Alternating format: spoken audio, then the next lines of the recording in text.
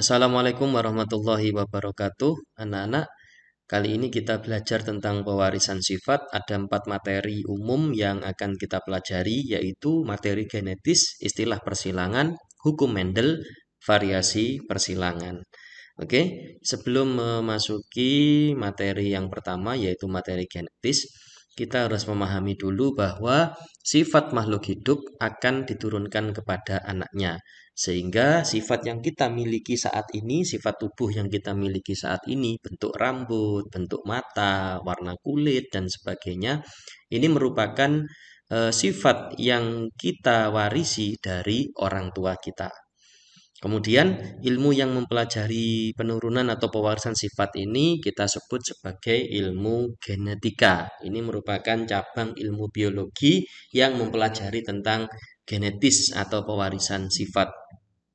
Dan nanti kita akan juga berkenalan dengan Bapak genetika yaitu Gregor Mendel.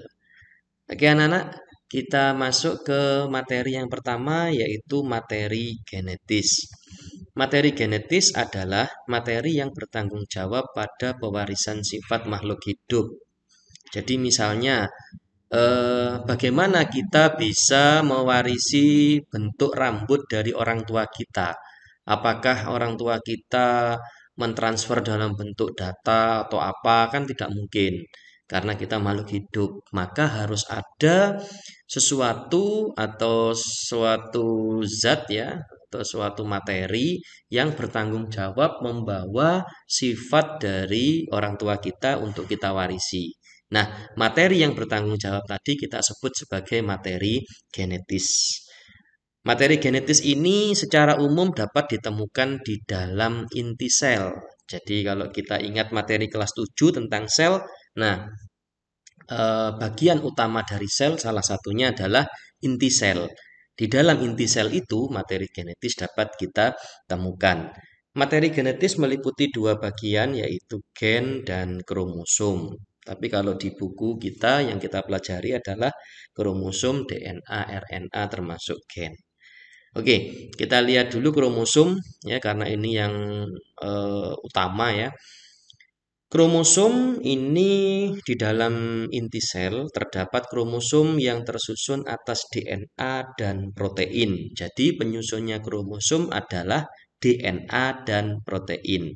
Kromosom ini berupa benang-benang halus yang berbentuk batang. Pada saat sel tidak membelah, kromosom akan berupa benang-benang kromatin. Jadi kalau kita lihat gambar nanti ya, kita lihat gambarnya kromosom yang berbentuk padat itu atau berbentuk batang itu merupakan bentuk pada saat dia membelah.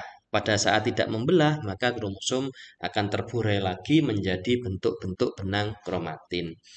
Pada kromosom terdapat sentromer, yaitu bagian yang membagi kromosom menjadi 2 lengan. Jadi secara umum kromosom kita terdiri dari 2 lengan dengan batas yang kita sebut sebagai sentromer. Ya. Oke, kita lihat susunan kromosom bagaimana. Ini gambar yang hitam ini berlatar hitam ini adalah bentuk dari foto elektron kromosom. Sangat kecil sekali sehingga kita membutuhkan foto elektron. Di sini terlihat ada 2 lengan ya, di mana di tengahnya ada sentromer.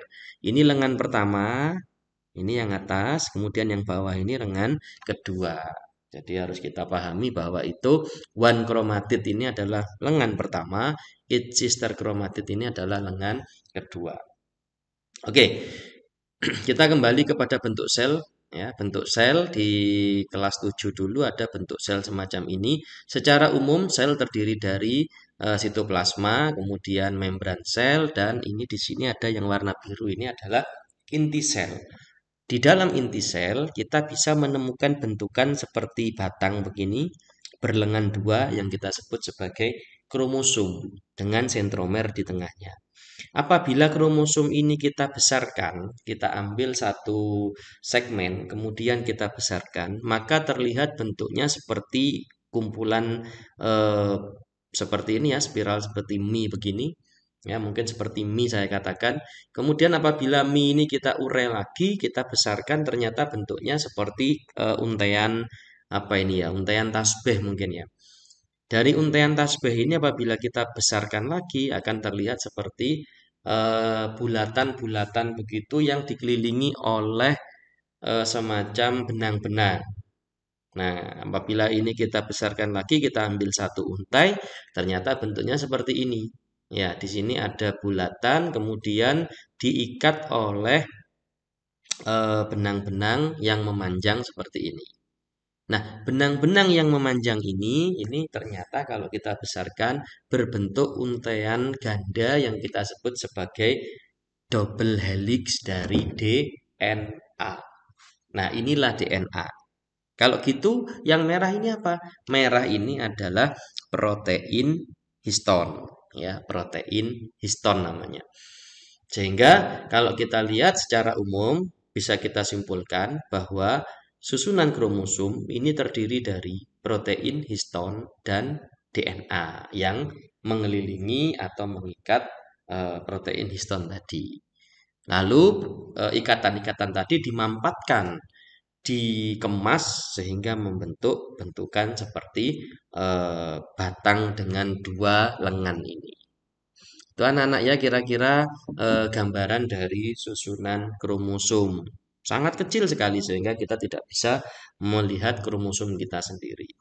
Nah, kita masuk ke DNA, kita sudah kenalan dengan DNA tadi bahwa DNA adalah penyusun dari kromosom yang melilit protein histon.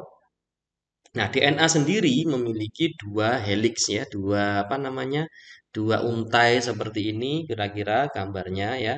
Kemudian di tengahnya ada basa nitrogen ya. Basa nitrogennya ada dua, yaitu adenin pasangannya timin, guanin pasangannya sitosin. Ini adalah bentuk dari DNA. Kalian bisa melihat struktur DNA pada halaman 123 ya di buku siswa.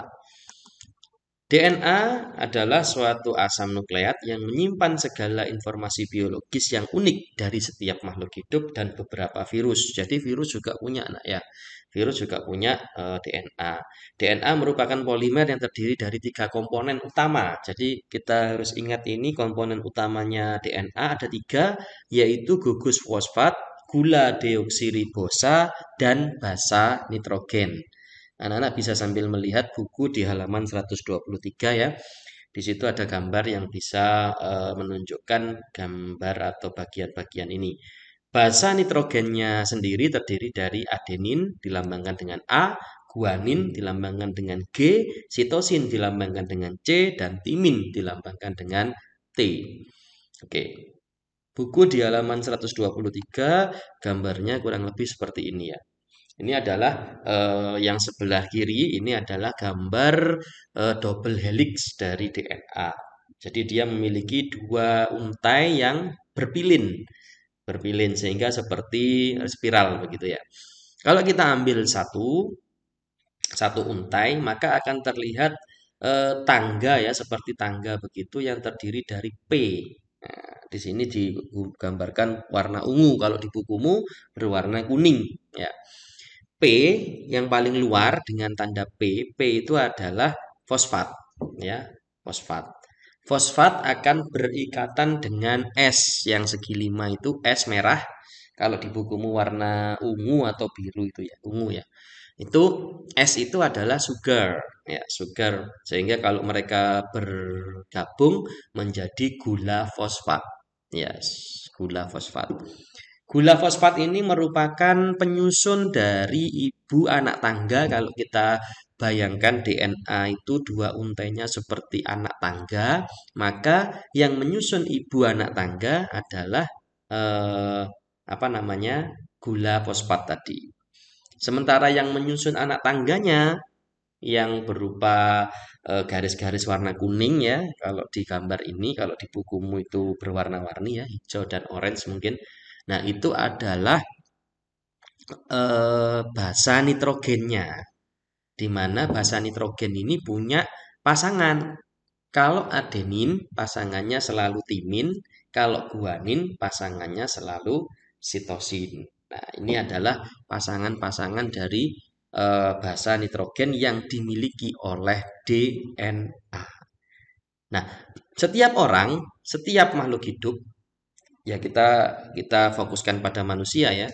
Setiap manusia ini memiliki susunan basa nitrogen yang unik, yang berbeda-beda setiap orang dengan orang yang lain.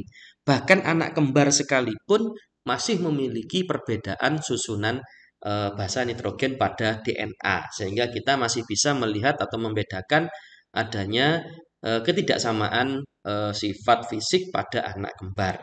Nah, ini disebabkan oleh adanya apa namanya ini susunan basa nitrogen yang berbeda. Ya, oke. Ini struktur DNA kurang lebih seperti itu ya.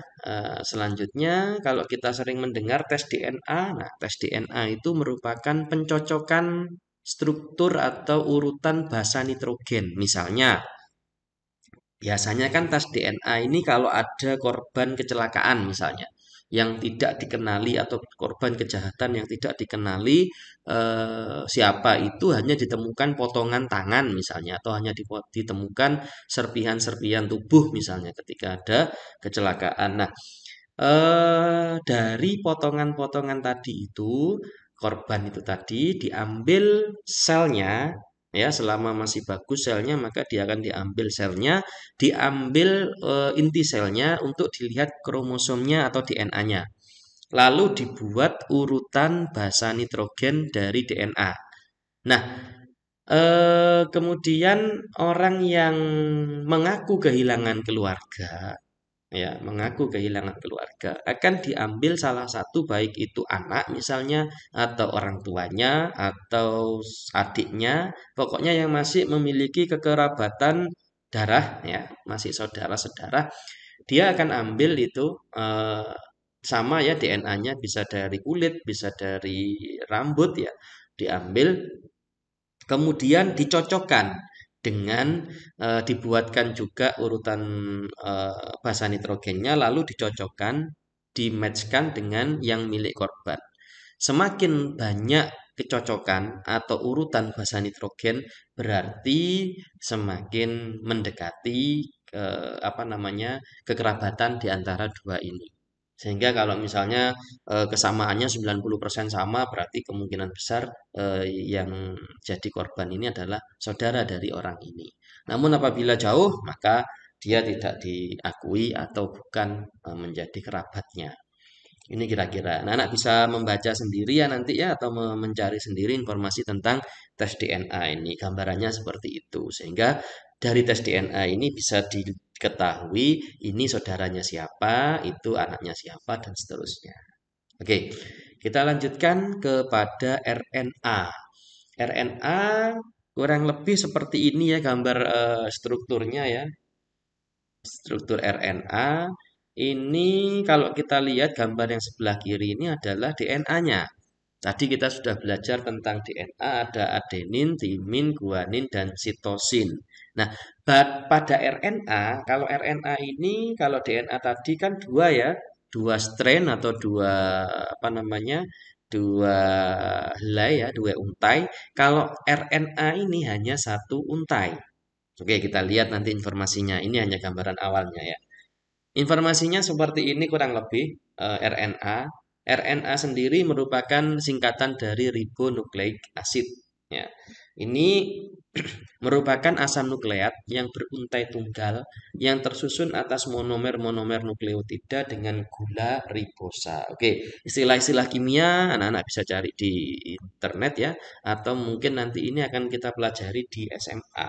Ya, untuk sementara anak-anak pahami dulu konsep RNA adalah asam nukleat yang beruntai tunggal.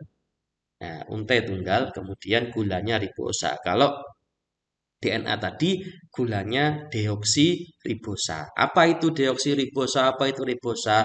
Nanti itu pengembangan ya, itu materi pengembangan. Kemudian yang harus diketahui dari RNA adalah setiap nukleotida tersusun atas tiga bagian, yaitu sama ya, basa nitrogen, gula pentosa dan gugus fosfat, mirip dengan DNA. Jadi memiliki kesamaan di sini. DNA dengan RNA salah satu kesamaannya adalah ini. Memiliki tiga bagian, yaitu basa nitrogen, kemudian gula pentosa dan gugus fosfat. Kalau tadi kan sama ya, gula, gugus fosfat dan nitrogen, basa nitrogen. Nah, bedanya ini, basa nitrogen pada RNA terdiri dari adenin, guanin, sitosin, dan urasil. Kalau tadi DNA, adenin, guanin, timin, dan sitosin. Ya, tapi kalau ini bukan timin, tapi timinnya hilang digantikan dengan yang namanya urasil. Oke. Struktur kimia RNA, anak-anak bisa melihat di halaman 124 buku kalian. Di situ ada gambar struktur untai tunggal molekul RNA dan struktur kimia RNA. Nah, kimia RNA kurang lebih seperti ini ya. Jadi sama ya di apa namanya, yang bagian tepi yang warnanya biru di gambar ini, di slide ini. Ini terdiri dari fosfat dan sugar ya, gula dan fosfat. Kemudian di situ nempellah si apa namanya, basa nitrogennya. Yang G itu guanin, U itu urasil, A itu adenin, C timin. Sehingga kalau kita lihat gambarnya seperti DNA yang dibelah menjadi dua. Nah, di situ kalau kita lihat gambar ini, perhatikan gambar yang kecil ini ya, yang GUAC ini. Kalau kita lihat ini dilambangkan dengan kotak ya. Ini kotak begini, yang ini segitiga, yang ini segitiga masuk, yang ini kotak keluar. Nah, ini apa maksudnya? Maksudnya nanti ketika RNA ini bertemu, RNA di sperma bertemu dengan RNA yang dibawa oleh ovum, maka mereka akan membentuk ikatan. Ya, ikatan apa namanya? Guanin akan berikatan dengan sitosin, urasil akan berikatan dengan adenin, tapi nanti akan menjadi timin begitu menjadi DNA. Oke, ini struktur kimia RNA kurang lebih seperti itu. Kemudian perbedaan, ini yang sering keluar di ulangan atau di soal-soal ya. Perbedaan DNA dan RNA. Ada 4 perbedaan yang bisa kita bahas. Yang pertama bentuknya. Dari bentuk RNA, maaf, DNA itu rantainya panjang, ganda, dan berpilin atau double helix. Kalau RNA itu biasanya rantainya pendek, kemudian dia selalu tunggal dan tidak berpilin, lurus ya. Kemudian komponen penyusunnya ada dua ya secara umum, gula dan basa nitrogen. Yang bisa dibedakan kalau fosfatnya sama ya, kalau fosfatnya sama, yang membedakan gula dan basa nitrogen. Gula pada DNA ini jenisnya deoksiribosa, untuk RNA-nya hanya ribosa, tidak pakai deoksi. Ya, deoksi seperti di DNA.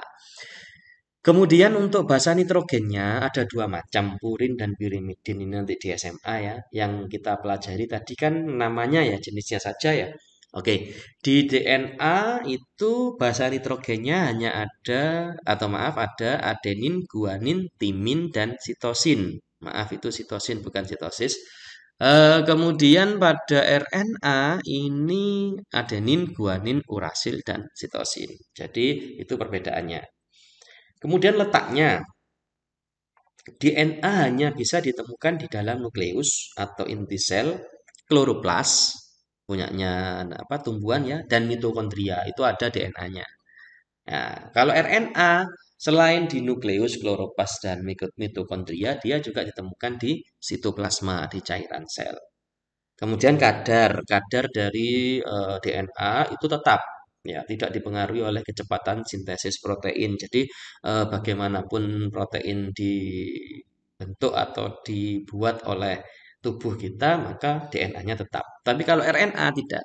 RNA kadarnya tidak tetap, dia dipengaruhi oleh kecepatan sintesis protein. Apa itu sintesis protein?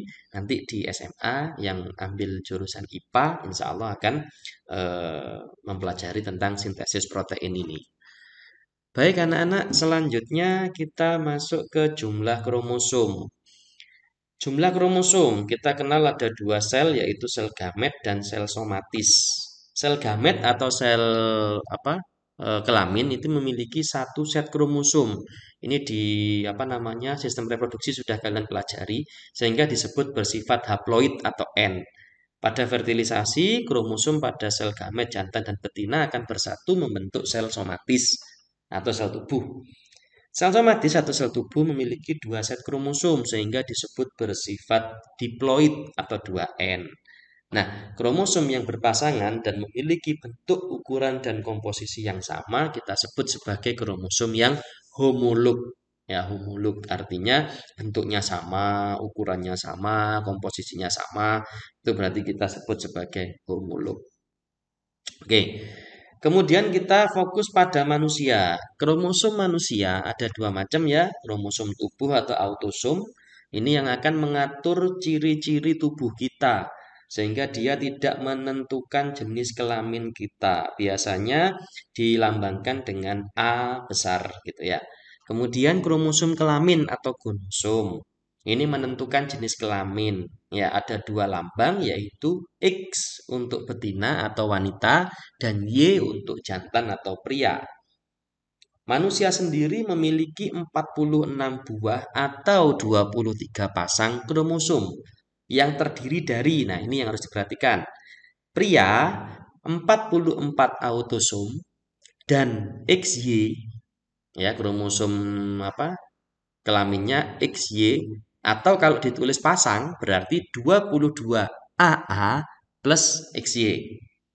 Kalau pada wanita 44A plus XX, dia tidak punya Y, tidak punya kromosom Y kalau wanita. Atau kalau ditulis pasang berarti 22AA plus XX. Ini ya anak-anak ya. Jadi kita memiliki 46 kromosom dengan komposisi seperti itu. Bagi yang pria, komposisinya 44A plus XY, kalau wanita 44A plus XX. Ya. Ini ya kira-kira pemetaan kromosom manusia kurang lebih seperti ini. Kromosom nomor 1 sampai nomor 22 itu yang mengendalikan sifat tubuh kita. Mulai bentuk rambut, warna rambut, sampai kepada otot, tulang, dan ujung kuku. Nah, ini sudah ditentukan semua diatur oleh pemetaan pada kromosom ini. Sementara X dan Y kita lihat itu berbeda ya. Untuk kromosom X bagi wanita, kromosom Y dimiliki oleh pria, sementara X dimiliki oleh pria dan wanita. Oke, ini adalah bentuk-bentuk dari kromosom manusia, hanya sekedar mengetahui saja.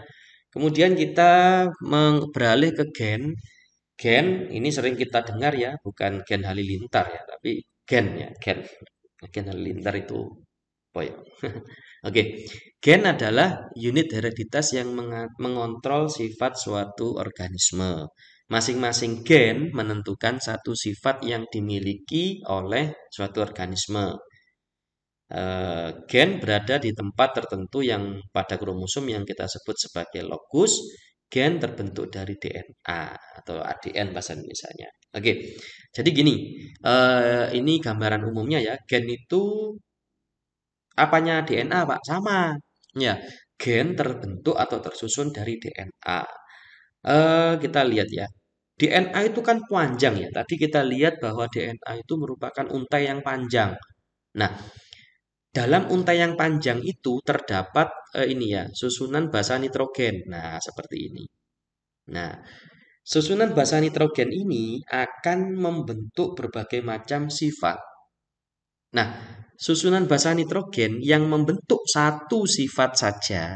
Saya ulangi, pasangan atau untai DNA yang membentuk satu sifat dari tubuh kita, satu sifat saja, itu kita sebut sebagai gen. Gitu ya. Sehingga misalnya dalam satu untai DNA terdapat 10 gen, berarti dalam satu untai DNA itu mengendalikan 10 sifat pada tubuh kita.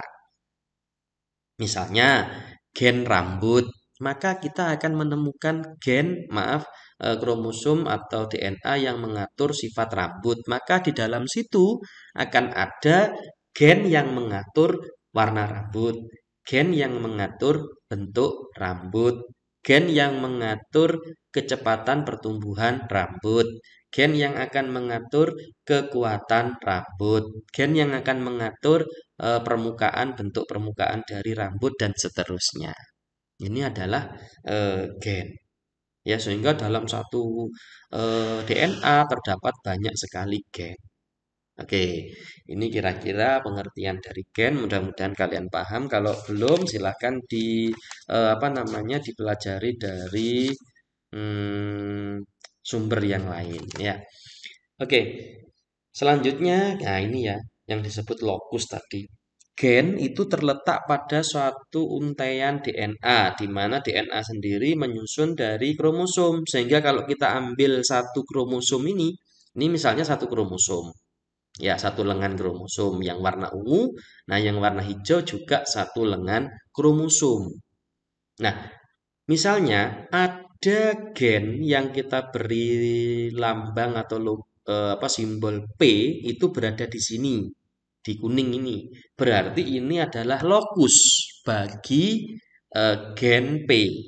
Ya, lokus bagi gen P.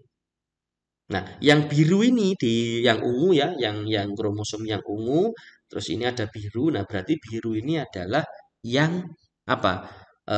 Lokus atau tempat ditemukannya gen Y. Nah, kemudian misalnya ini satu kromosom yang hijau ini kromosom saudaranya atau kromosom satunya lengan yang kedua.